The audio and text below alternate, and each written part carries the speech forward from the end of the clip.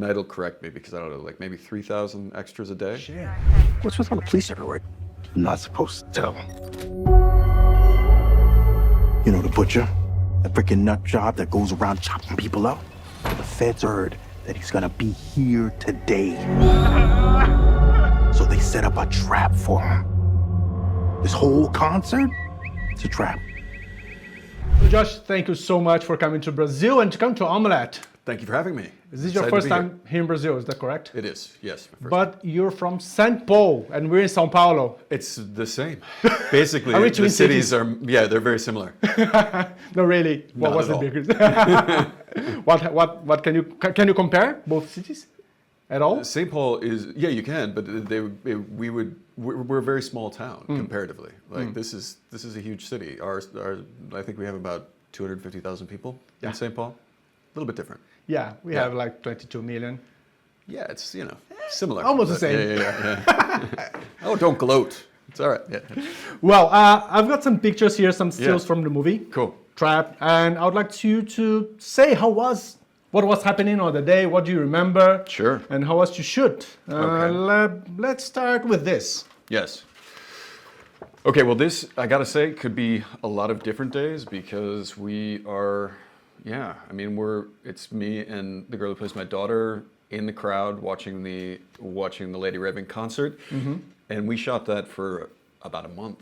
So I don't know which day it is exactly, but I will say that experience was kind of remarkable because I have young daughters and I hadn't been to a concert yet with them at this point, but I did recently take them to a concert. And the kind of fervor that Night created amongst the audience members and the spectacle that Lady Raven, that Saleka and Night created on stage, and just the way the audience was participating, it all felt so organic, so real. And so to be able to kind of have these young people experience that day in and day out or go through that every day for almost a month was incredible. And it works really well on screen, I think. You get that sense of being in the theater.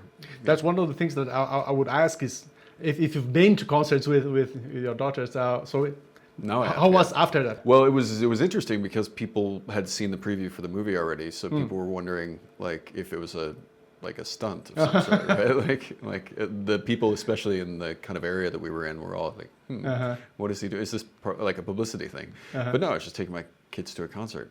Yeah, but I would say like, I wouldn't compare myself to this character in many ways. Yeah. He's pretty out there, and what I love about the character is the duality, from like the very, very light stuff to the very, very dark stuff, everything in between. And the job for me was to make that sort of interstitial stuff really fit together, and so you felt like he was a real person, not just this crazy thing that Night had written.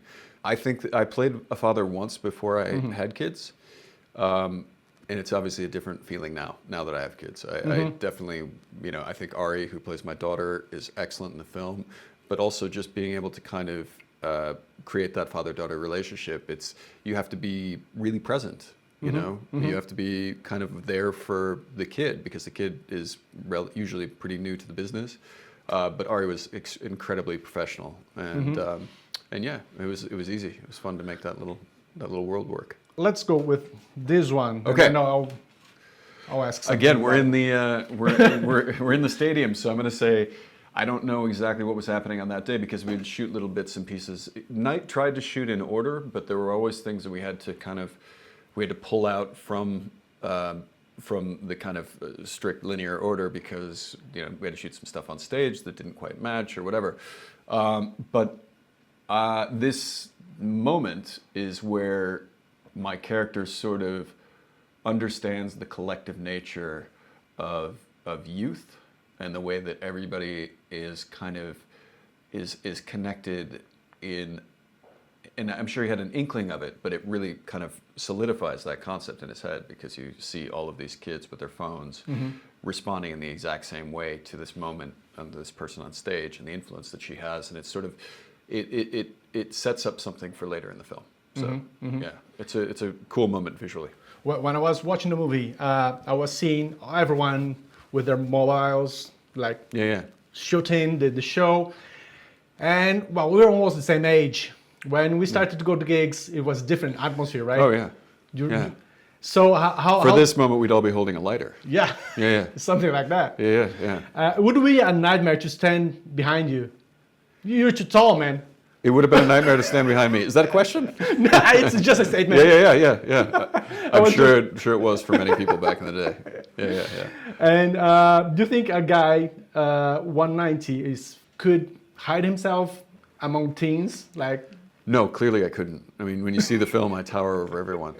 But Knight wanted that feeling. I mean, we've got a jacket. I gained some. I went to the gym a lot for this. Like, gained some muscle for it. The jacket is actually kind of big and bulky. He wanted me to look much bigger than everyone around me. And 6'3" is big, but it's not enormous. But it comes across, I think, in the film like I'm enormous. Yeah.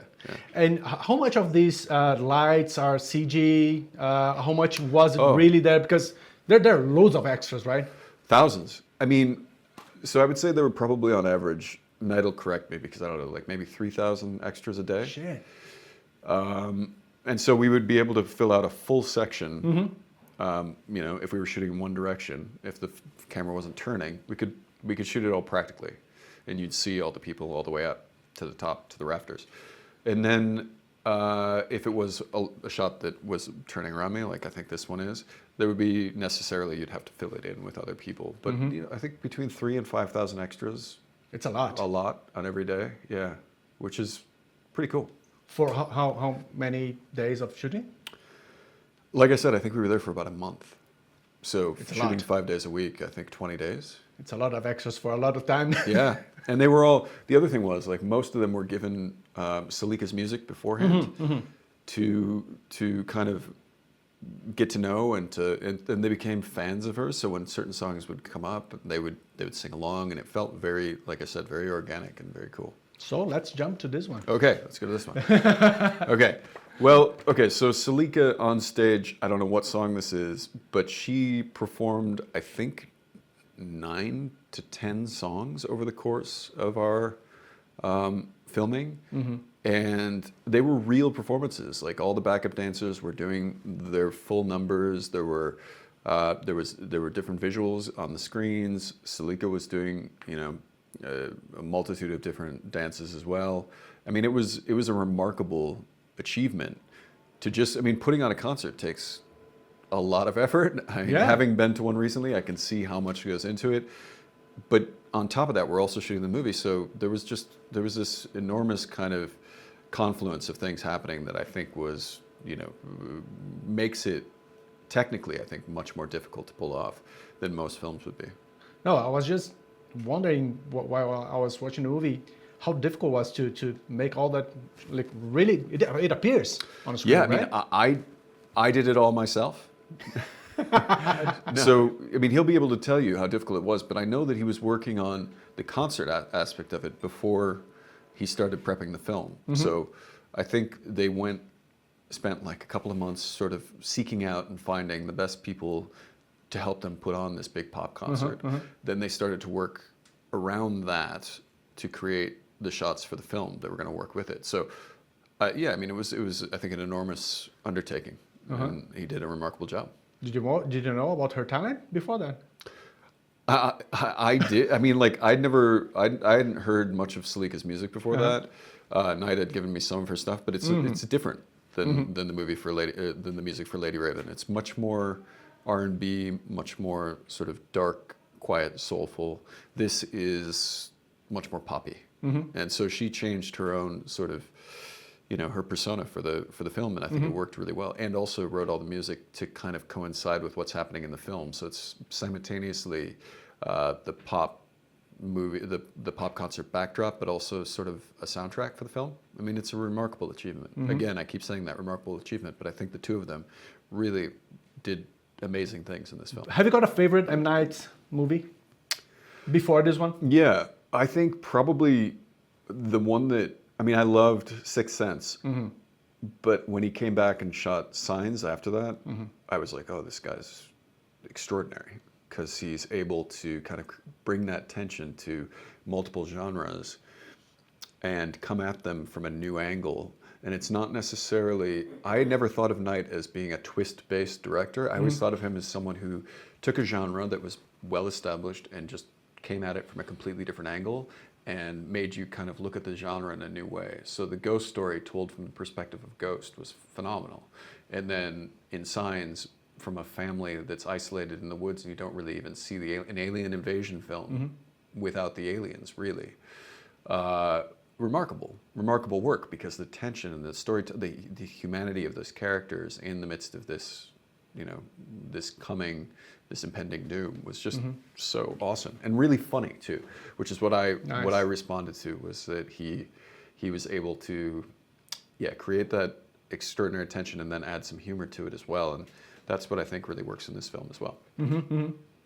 And how is his work on set? He's the kind of director who takes like million takes, or he's very economic? He basically comes in with all the storyboards, all the different the shots that he wants to do for the entire film. He knows exactly how he thinks he wants the movie to be put together, but then is open to suggestion and to change, as I think all the great directors are, where you're very well prepared, but because you're so sure of your own vision, you don't mind taking suggestions from people, because it can affect, it can't negatively impact you to have more information, right? It's always the more insecure directors that are like, no, this is the way it has to be, and he's not like that. But he's also someone who feels like, I've never seen someone behind the monitor, a director behind the monitor, who's feeling more of what's going on screen, and you can tell that he's looking at it from an audience perspective, because I think his films are very much audience facing.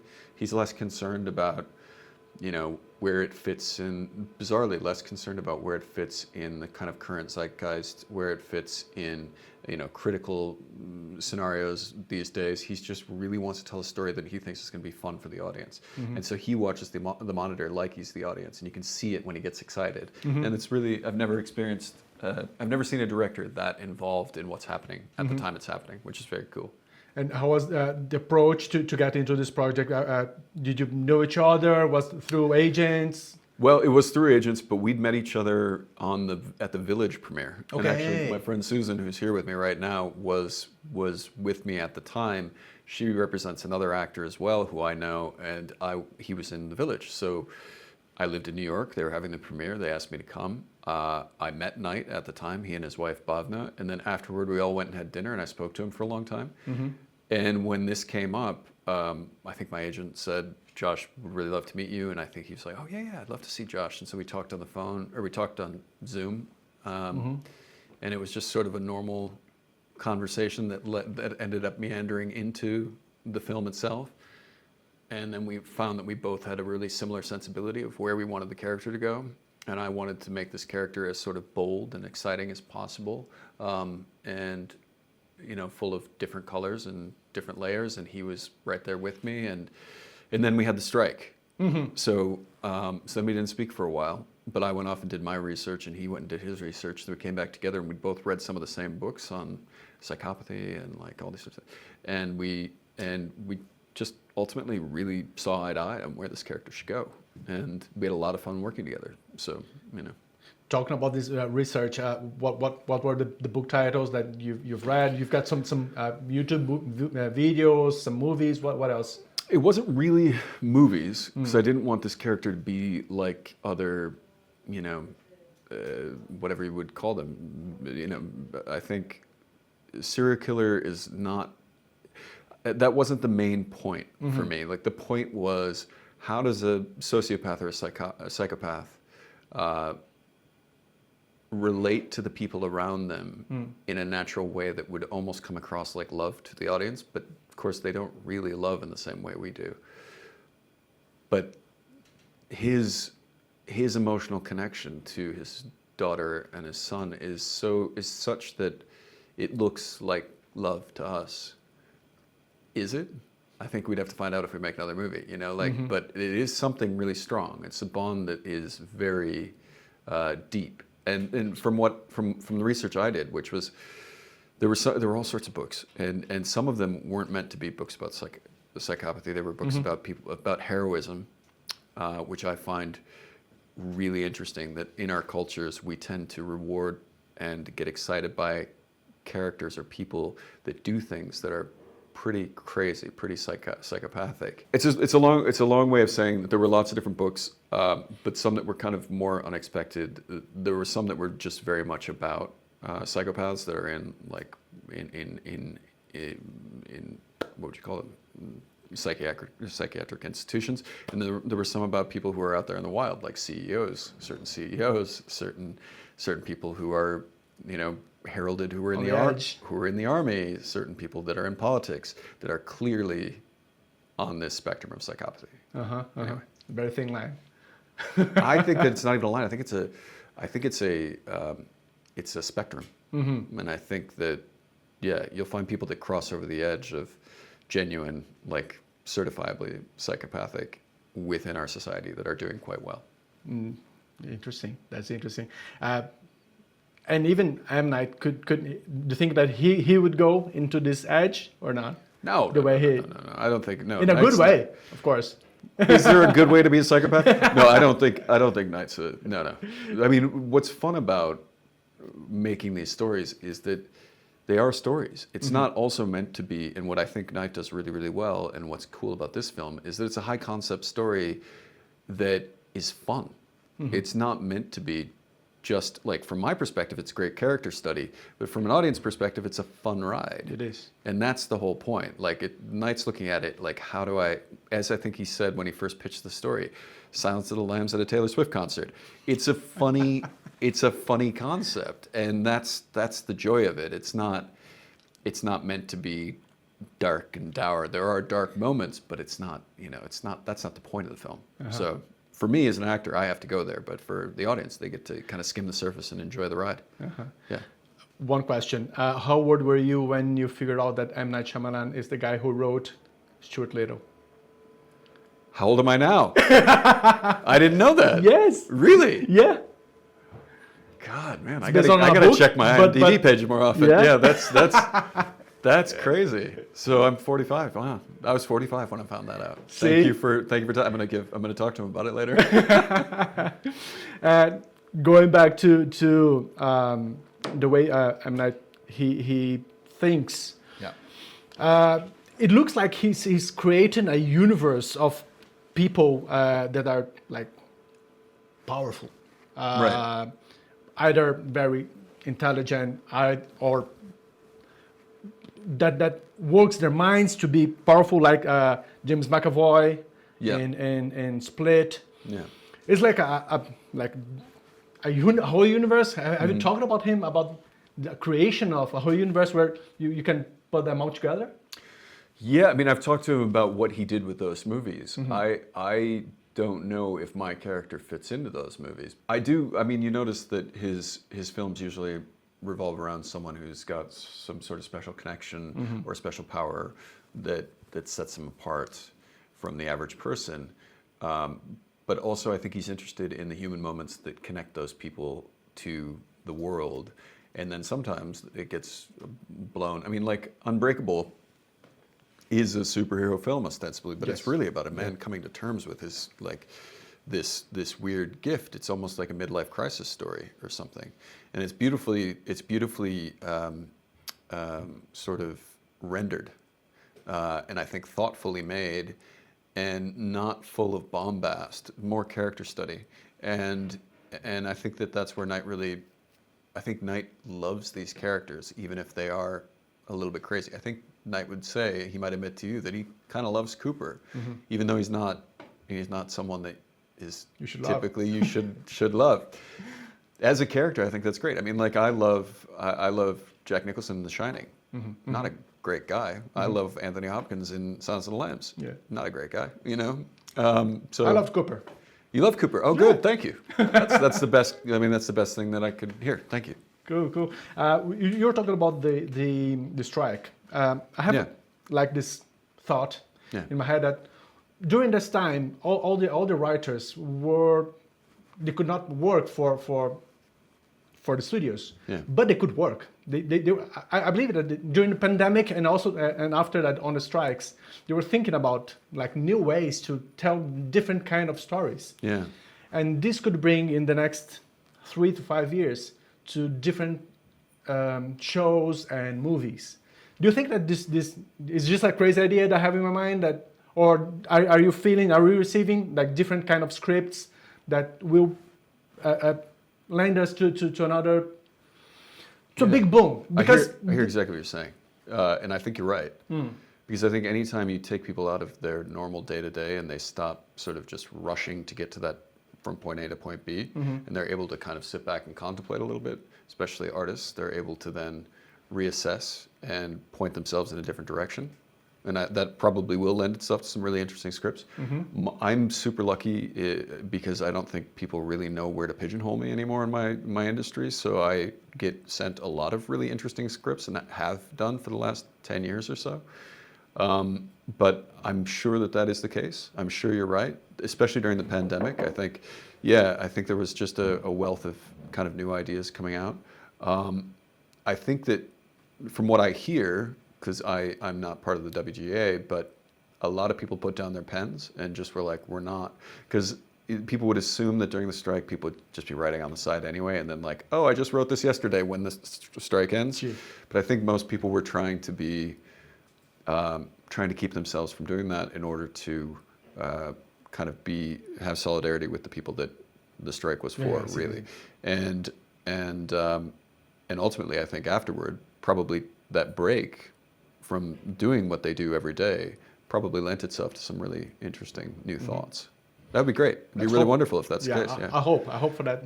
I mean, that's the other thing about this film, and I think generally film, and I think you're aiming toward, original ideas are so rare to come to the screen in a big way. And that's why I love Night, because he's always working in original material. He creates new stories. Yeah. And so it's not just IP, it's not just, CGI. And going after franchises. Franchise. It gets, there's a place for that, because the industry needs to make money. But I think there's an audience for movies like this too. I think people want new stories, and there is a place for that as well. And the more that these films get made and people go to them in the audience, the more fresh movies can be made, fresh stories can be told. Like last year when we had Oppenheimer open, it was an enormous success, and they thought, oh, this will herald a new era of people making big dramatic films, and hopefully that's the case. I mean, we need all of it in order for it to be a healthy industry that people of all walks of life want to go to the theaters to watch movies. Because movies aren't just for kids, but they also aren't just for adults. They should be for everybody. Absolutely. Just to wrap it up, I've got some questions. 101, Cooper versus Dennis, James McAvoy in a split. Who would win? Well, Cooper, of course. I mean, I'm biased, but I think McAvoy, Cooper's incredibly intelligent. I don't think he's gonna have any trouble kind of working his way around those characters. I don't think he's gonna let himself come into the line of fire, if you know what I mean. Cooper versus Leonard from Dave Bautista in Knocking at the Cabin. I'm gonna say, Dave Bautista is awesome. He's a big guy, and he saw the future, sort of, in that. Yeah. So, but I think Cooper's just too wily. He'll find a way out, and he'll find a way to win. Cooper versus Elijah Price, Samuel Jackson in Unbreakable. I'm a big Sam Jackson fan, and he also seems to be someone who finds a way to make things work in his favor. I think that would be a really good fight. Just to finish, Cooper versus David Dunn, Bruce Willis in Unbreakable. Yeah, Bruce. We gotta give it to Bruce. He's the best. Yeah.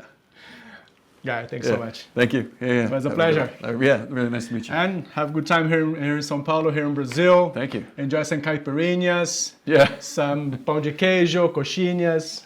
All of it. Enjoy it. I'll enjoy it all. Yeah. Thank you so much. Man. Really appreciate it.